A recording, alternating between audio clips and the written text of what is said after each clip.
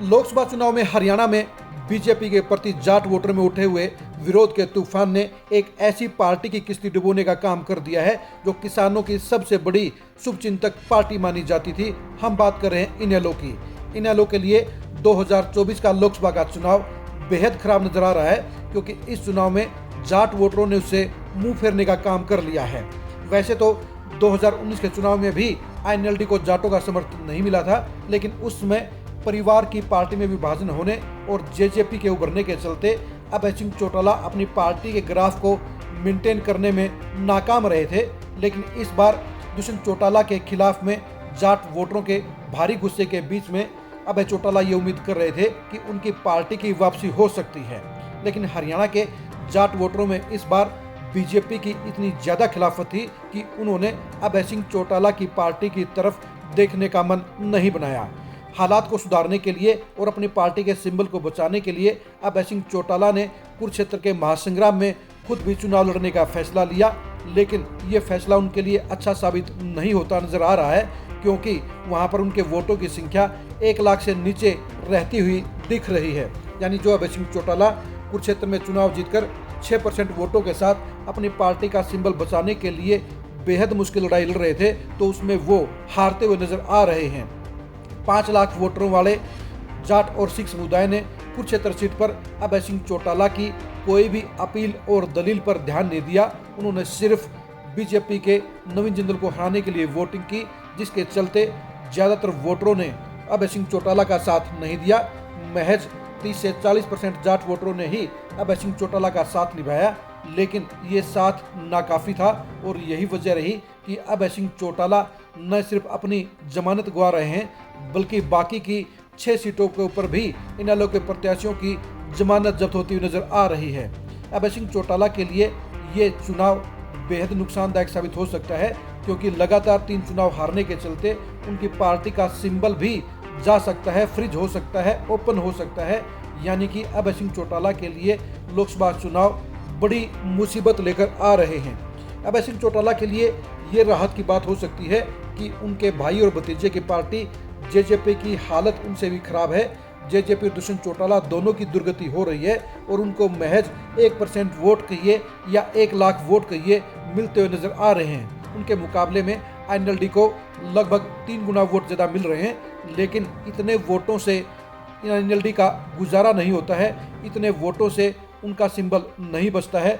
यही वजह है कि अब अभय सिंह चौटाला के लिए लोकसभा का चुनाव बेहद खराब मैसेज लेकर आ रहा है। उनकी पार्टी पर संकट के बादल मंडराने का काम कर रहा है और ये पार्टी अब कई दशकों के बाद अब गर्दिश में जाती हुई नजर आ रही है।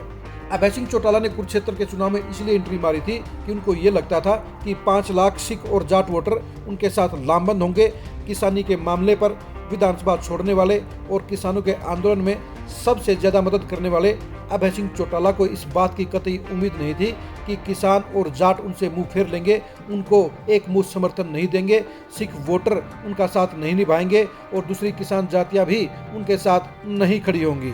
जाहिर सी बात है, कुरुक्षेत्र के इलेक्शन ने ये साबित कर दिया है कि जाटों और सिखों ने किसान आंदोलन में विधायकी छोड़ने वाले अभय सिंह चौटाला पर विश्वास नहीं किया। उन्होंने अपने 5 लाख वोटों पर विश्वास करने के बजाय 60,000 वोटों वाले सुशील गुप्ता पर ज़्यादा भरोसा करने का काम किया। और यही वजह है कि सुशील गुप्ता को जाटों और सिखों के लगभग 70% वोट मिले हैं। यानी अभय सिंह चौटाला की सारी मेहनत, सारी कसरत, सारी कवायद फेल हो गई है। अभय सिंह चौटाला की पार्टी के दूसरे प्रत्याशियों के लिए भी हालात ऐसे हैं, क्योंकि अभय सिंह चौटाला जहां खुद 70 से 80 हज़ार वोट ले रहे हैं, वहीं पर उनकी पार्टी के लिए सिरसा सीट के ऊपर भी इतने ही वोटों का जुगाड़ होता हुआ नजर आ रहा है। इसके बाद में अगर 40 से 50 हज़ार वोट आ सकते हैं तो वो सीट अंबाला की हो सकती है। 30 से 40 हज़ार वोट अगर आ सकते हैं तो वो हिसार की सीट आ सकती है। बाकी की 3 सीटों पर यानी सोनीपत पर, गुड़गांव पर और फरीदाबाद पर उनके प्रत्याशियों के 40,000 से 50,000 वोट आएंगे। यानी कि कुल मिलाकर अभय सिंह चौटाला की पार्टी इनेलो को लोकसभा चुनाव में महज 2,40,000 से 2,80,000 तक वोट मिलते हुए नजर आ रहे हैं, जो 6% वोटों के लक्ष्य से काफ़ी पीछे है, आधे से भी कम है। और ये संख्या अभय सिंह चौटाला की समस्याएं बढ़ाने का काम करती हुई नजर आ रही है। अभय सिंह चौटाला के लिए अब लोकसभा चुनाव के बाद इलेक्शन कमीशन के हिसाब से अपनी पार्टी को चलाना पड़ेगा। अगर इलेक्शन कमीशन ने उनका सिंबल फ्रीज कर दिया, उनका सिंबल ओपन कर दिया, उनसे सिंबल ले लिया, तो उन हालात में अभय सिंह चौटाला के लिए बेहद ही असहज पोजीशन बन जाएगी। उनकी पार्टी के अस्तित्व पर सवालिया निशान लग जाएगा। यानी अभय सिंह चौटाला के लिए लोकसभा चुनाव उनका बंटाधार करते हुए नजर आ रहे हैं। अभय सिंह चौटाला के लिए सबसे बड़ी बात ये तो रही कि कुरुक्षेत्र और बाकी जगह पर अभय सिंह चौटाला और आईएनएलडी का विरोध कहीं पर नहीं हुआ। अभय सिंह चौटाला को अच्छा आदमी बताने वाले जाटों की संख्या भी 90% रही, लेकिन वोट देने के मामले में जाट वोटरों ने मुंह फेर लिया, इनेलो की तरफ वोट नहीं गए। यही वजह रही कि अभय सिंह चौटाला की चुनाव लड़ने की कवायद भी पूरी तरह से फेल हो गई है और वो कुरुक्षेत्र में बुरी तरह से चुनाव हार रहे हैं।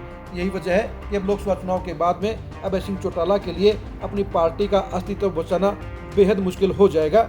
लोकसभा चुनाव परिणाम के बाद अभय सिंह चौटाला की रणनीति को समझने के लिए आप खरी खरी न्यूज के साथ बने रहिए। लोकसभा चुनाव के बाद इनेलो के भविष्य को जानने के लिए भी आप खरी खरी न्यूज के साथ बने रहिए।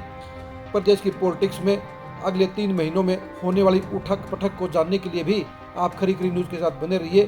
कुरुक्षेत्र लोकसभा सीट के ऊपर चुनाव परिणाम की इम्पैक्ट और इफेक्ट को जानने के लिए भी आप खरी खरी न्यूज के साथ बने रहिए। आप हमारे फेसबुक पेज को फॉलो कीजिए, आप हमारे यूट्यूब चैनल को सब्सक्राइब कीजिए। नमस्कार।